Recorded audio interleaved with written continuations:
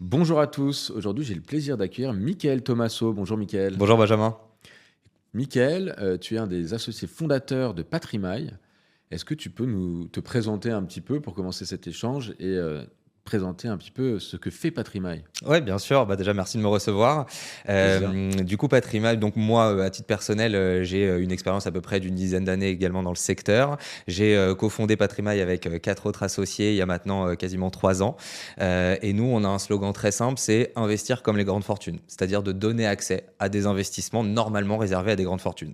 Donc, c'est vraiment cette démocratisation qu'on va chercher et de rendre accessibles ces investissements au plus grand nombre, tout simplement. Ça me rappelle quelque chose, ça. Donner l'accès à l'investissement. On se retrouve forcément avec vous et Sobi Fund dans cet état d'esprit. Exactement. Est-ce que tu peux me partager un petit peu plus quelle est justement la typologie d'investissement? Parce que investir comme les grandes fortunes, c'est donner accès à une certaine typologie d'investissement, mais c'est qui ta cible? Qui peut venir et qui sont tes clients? Alors, on n'a pas, vraiment de cible à proprement parler, ça va, du jeune cadre qui a quelques centaines d'euros par mois à placer et qui, veut commencer à se construire un patrimoine, à des personnes, qui cherchent des revenus complémentaires pour la retraite et entre les 2 des entrepreneurs qui auraient vendu, leur boîte. En réalité, l'idée, c'est de pouvoir répondre au plus grand nombre, à toutes les problématiques d'investissement, tous les profils d'investisseurs. Donc, après voilà, on a bien évidemment, un cœur de cible qui est, celui, du 30-45 ans, de, valoriser un maximum son patrimoine, que ce soit sur des sujets immobiliers ou financiers. Et aujourd'hui, tiens, ça m'intéresse toujours, la clientèle en gestion de patrimoine, heu, si on devait faire une répartition, homme-femme, heu, c'est quoi le pourcentage un peu? Alors c'est une très bonne question. C'est vrai que c'est plus représenté par les hommes, mais aujourd'hui justement, les femmes, essayent aussi de prendre leur indépendance par rapport à tout ça et c'est notre ère qui le fait. Donc, pour le coup, on a de plus en plus de femmes qui souhaitent investir et prendre vraiment leur indépendance là-dessus, donc c'est, très appréciable d'avoir ça en tête. C'est quoi les éléments différenciants par rapport aux autres acteurs? Est-ce que Patrimail, comment se différencie Patrimail des autres acteurs et combien vous êtes dans l'entreprise? Alors déjà, notre métier, c'est évidemment de s'adapter aux évolutions de marché. Donc quand on avait évidemment des taux bas, on était beaucoup plus sur des sujets immobiliers puisque c'était, évidemment intéressant de le faire à ce moment-là. Ensuite, on a eu l'explosion des taux, donc on s'est plutôt dirigé sur les placements financiers. Donc il n'y a pas déjà d'investissement type, ça dépend vraiment du contexte économique. Sur, Patrimail, donc du coup, notre valeur ajoutée, donc comme je te l'ai dit, c'est, d'investir comme les grandes fortunes et de donner accès à des investissements Et comment tu fais? normalement réservés à des grandes fortunes. L'approche est très simple, c'est de dire qu'en fait, si nos clients vont voir tout seuls Rothschild, JP Morgan, Morgan Stanley, il faut des tickets de plusieurs millions, voire plusieurs dizaines de millions d'euros pour avoir accès à ce type d'investissement-là. Et nous, en agrégeant, en mutualisant tous nos clients, on arrive comme si on était un seul et même client auprès de ses partenaires de gestion de fortune et on arrive finalement à leur donner accès à ça. Sur OK. Patrimail, donc nous, on est en forte croissance. On est aujourd'hui 23, donc 5 associés, 17 consultants. Et on continue de se développer. On va recruter 10 nouveaux collaborateurs d'ici 2 mois. Donc voilà, on est en forte croissance et on est très fiers de cette réussite. Et si on devait parler un peu, bilan 2024, hem, ça représente, oui, est-ce que finalement, comment ça a été perçu, par tes équipes et toi, cette année 2024 en termes d'investissement? Alors effectivement, ça a été très chahuté justement par l'explosion des taux d'emprunt, donc une appétence pour l'immobilier avec ce levier de la dette qui était un peu moins fort. Et on a du coup bifurqué sur les placements financiers. Comme voilà, dans tout contexte économique, il y a des bons et des mauvais moments. Et quand on a des taux qui explosent, on a aussi le rendement, la rentabilité des obligations qui explosent elles-mêmes aussi. Donc on a pu vraiment profiter de ces investissements qui par définition sont plutôt sécurisés et qui permettaient quand même un très bon couple rendement-risque. Donc on s'est plutôt dirigé vers cette classe d'actifs sur l'année 2024. Sur les perspectives 2025, on le verra, mais voilà, on repart sur un cycle plus serein au niveau des actions, notamment américaines. Donc avec l'élection de Trump, par exemple, je ne fais pas de politique à ce niveau-là, mais voilà, en tout cas, ça va servir toutes les actions américaines. Donc voilà, encore une fois, c'est l'idée de s'adapter aux évolutions de marché et de pouvoir à chaque fois profiter des opportunités que le marché nous offre. Justement, le sentiment, si on reste un peu sur 2024 et c'est début 2025, à l'heure où on se parle, heu, c'est quoi est-ce que tes clients ont été très attentistes? Est-ce qu'ils ont été très demandeurs de conseils justement? Parce qu'en toute période de crise, on a souvent besoin d'être rassuré. comment tu leur as apporté ces éléments de réassurance?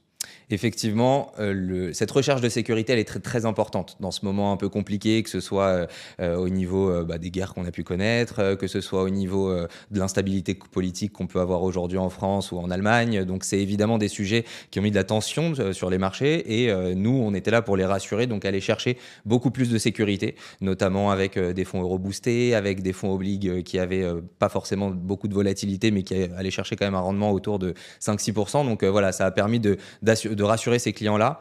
Et c'est aussi au niveau de l'accès à l'information. Aujourd'hui, on est inondé d'informations et l'investisseur final ne sait plus vraiment dans quoi investir.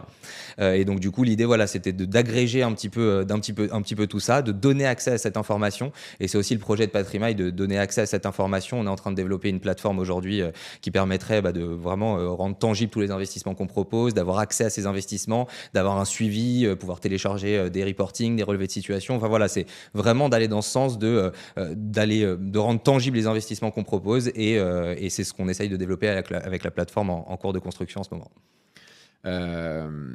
Si on fait un peu le focus sur le monde du private equity qui nous rassemble aussi aujourd'hui, est-ce que tu peux me faire un peu ta conviction ou le constat que tu fais du private equity aujourd'hui au travers de tes clients et de votre stratégie, vous, d'investissement? Alors c'est clair que ça s'est énormément développé.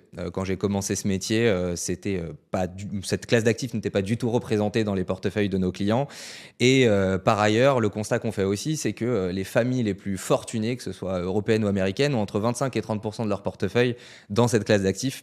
Donc forcément, c'est en train de se démocratiser avec des acteurs comme vous, avec d'autres acteurs qui le développent aussi.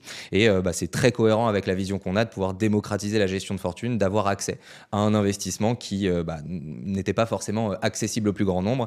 Et aujourd'hui, clairement, on a une vraie appétence là-dessus, que ce soit en termes de performance, parce qu'on est sur une classe d'actifs qui surperforme toutes les autres, que ce soit en termes de rendre concret les investissements dans lesquels on investit. Et c'est vrai que la nouvelle génération a soif de sens dans les investissements qu'ils mettent en place. Donc voilà, cette classe d'actifs répond vraiment à ces deux points clés, la performance et rendre tangibles les investissements dans lesquels on investit, quoi. Et tu le vois, ça, vraiment concrètement, toi qui as une expérience, une dizaine d'années, je crois, ou en tout cas dans le conseil, en investissement financier, est-ce que tu vois une différence entre il y a 10 ans et aujourd'hui dans tes clients et l'appétence au private equity? Parce que c'est cyclique, hein, tout ça. Est-ce que tu vois, depuis 10 ans, depuis que tu pratiques ton métier de conseil en investissement financier, c'est quoi l'évolution? Est-ce qu'il y a une évolution favorable, défavorable, juste un cycle? Comment tu perçois le private equity, l'investissement en private equity? Alors c'est vrai que je pense que c'est aussi sur tous les sujets environnementaux, sociaux qui deviennent de plus en plus graves, donc forcément de plus en plus de personnes s'y intéressent. Ouais. Donc c'est ça qui permet aussi d'aller chercher, d'être beaucoup plus cohérent par rapport aux investissements dans lesquels on investit. Et aujourd'hui, c'est vrai que les investisseurs, je le vois plutôt jeunes, sont beaucoup plus enclins quitte à même baisser leur performance, d'aller chercher des investissements qui ont de la vraie valeur et du vrai sens pour eux, contrairement à une génération plus ancienne qui est moins arrêtée en tout cas là-dessus. Et donc du coup, ça permet les sujets un peu plus graves environnementaux, sociaux qu'on connaît aujourd'hui, ça va dans le sens de ces investissements parce que ça permet de rendre vraiment tangible et toucher quasiment du doigt ce dans quoi on investit.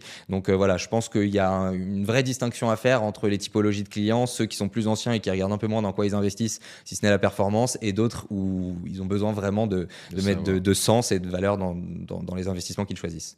Et si tu devais l'opposer, sans vouloir l'opposer, mais un peu à la partie action, puisqu'on parle de private equity, mais à la partie action, je ne sais pas, est-ce que tu vois là aussi un regain d'intérêt de la part de tes clients sur simplement l'investissement dans les actions?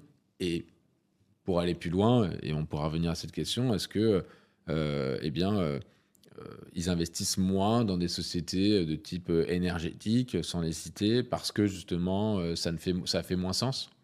Alors ça, c'est une très bonne question. En fait, déjà, ce qui est très intéressant avec le private equity, et c'est aussi la valeur ajoutée d'un conseiller, c'est d'avoir une vision globale sur le patrimoine de nos clients, c'est que c'est déjà très complémentaire avec de l'investissement sur les actions, qui sont les marchés cotés. Le private equity, par définition, ce sont des marchés non cotés, qui ont des poches, c'est une poche aussi beaucoup plus longue, donc investir sur des cycles économiques beaucoup plus longs.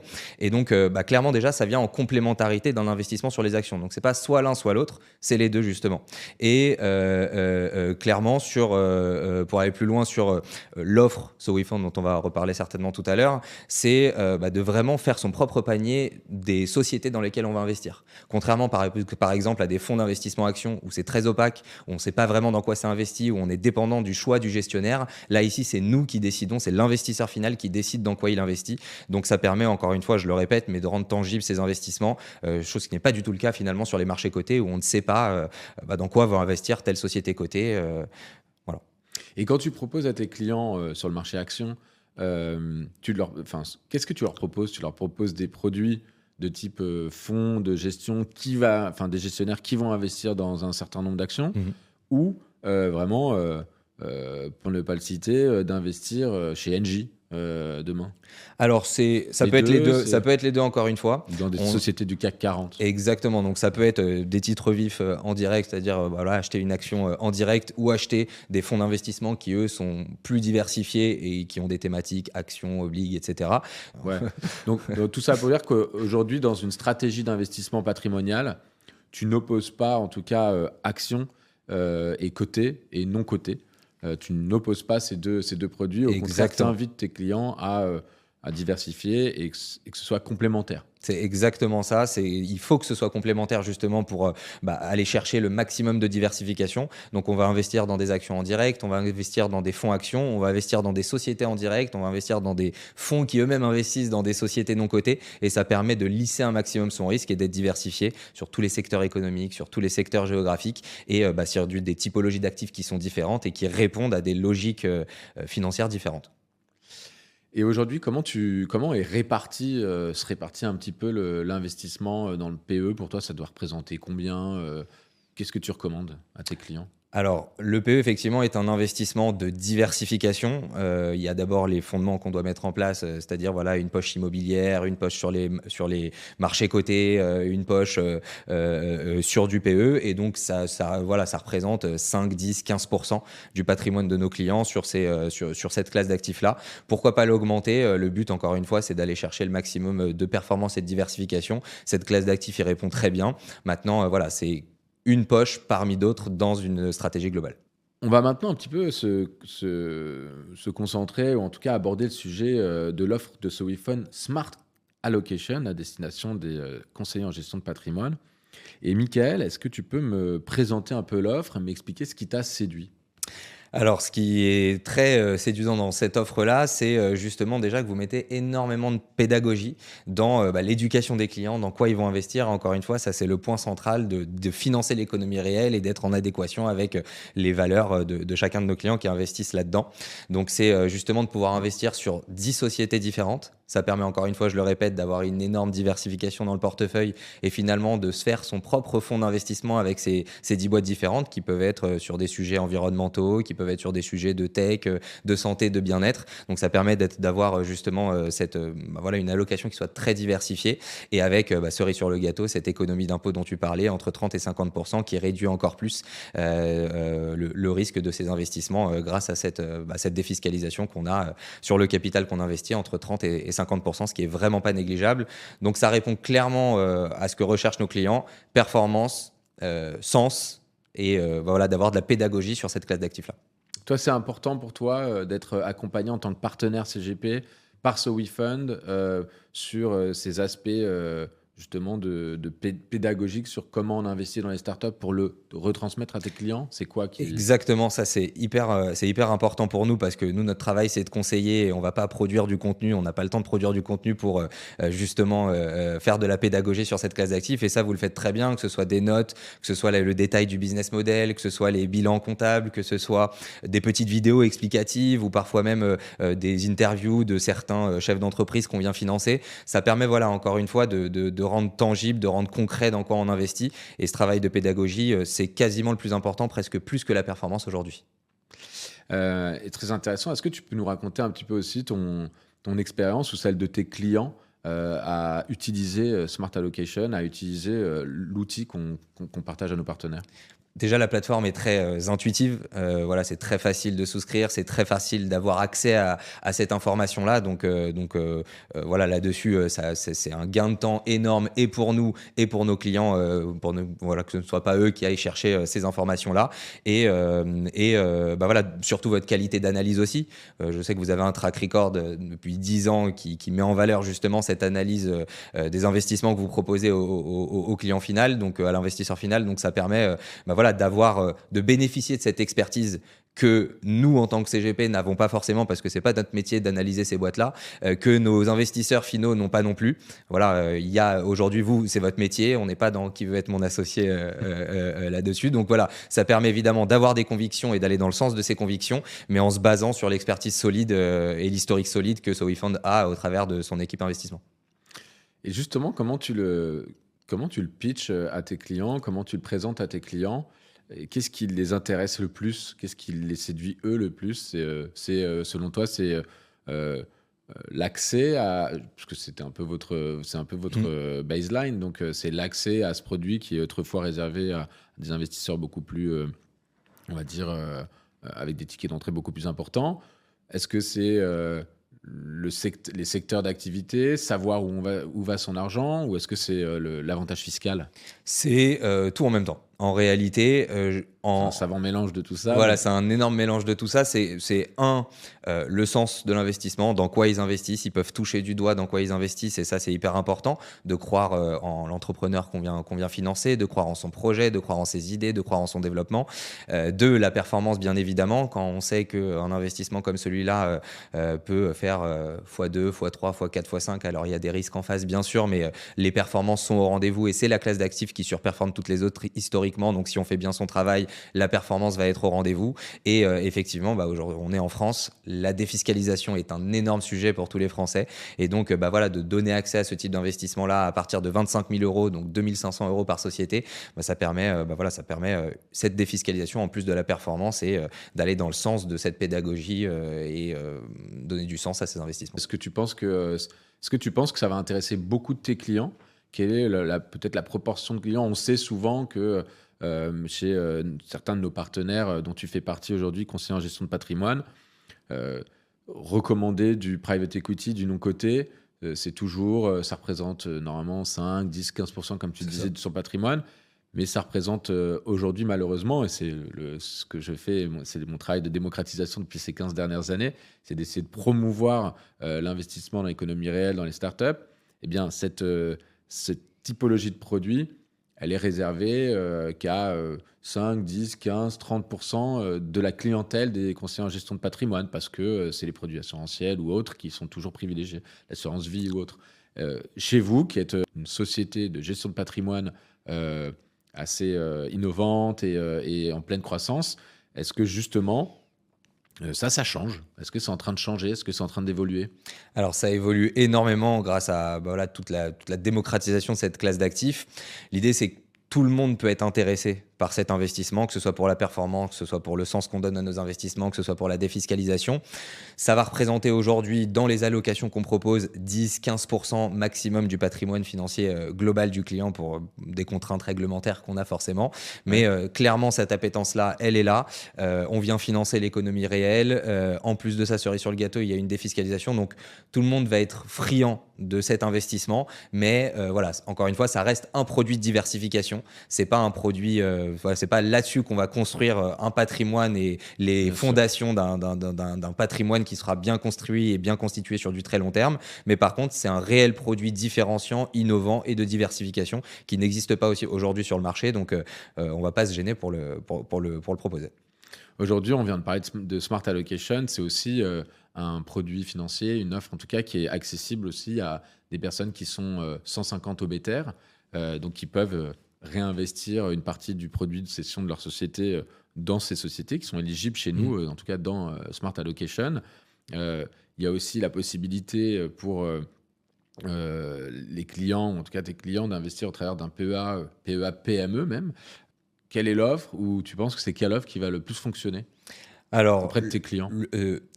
En tout cas, pour le plus grand nombre de notre portefeuille de clientèle, c'est plutôt l'offre en défiscalisation, donc avec 30 Avec ou l'avantage 50% de fiscal qui est défiscalisation sur le capital investi.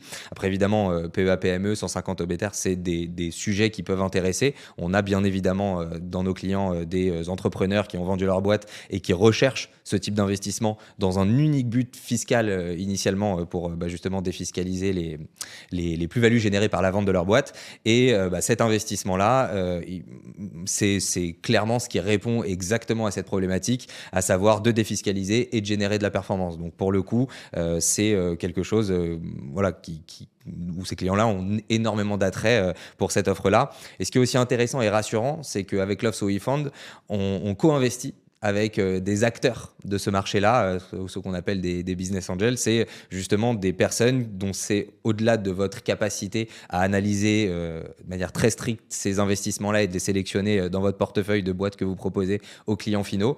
C'est aussi de pouvoir co-investir avec Des family office, des fonds d'investissement, même des personnes physiques qu'on connaît, des Xavier Niel, etc., ou, voilà, qui ont une appétence pour ça, où on sait voilà, si en tout cas ils investissent à nos côtés sur ces boîtes-là, c'est aussi un gage de qualité qui va rassurer le client final. Ok, donc c'est important pour vous aussi, et ça a été une des raisons pour lesquelles vous avez rejoint, en tout cas, les partenaires de SoWeFund et que vous présentez cette offre. C'est aussi ce positionnement de co-investisseur avec d'autres professionnels de l'investissement. C'est aussi, Exactement. Ça a un côté très rassurant forcément de dire qu'on co-investit avec quelqu'un qui a déjà réussi dans ce secteur-là. C'est très rassurant pour le client final. Ouais. ça permet de limiter davantage le risque qui est dans ce secteur. Exactement. Excellent.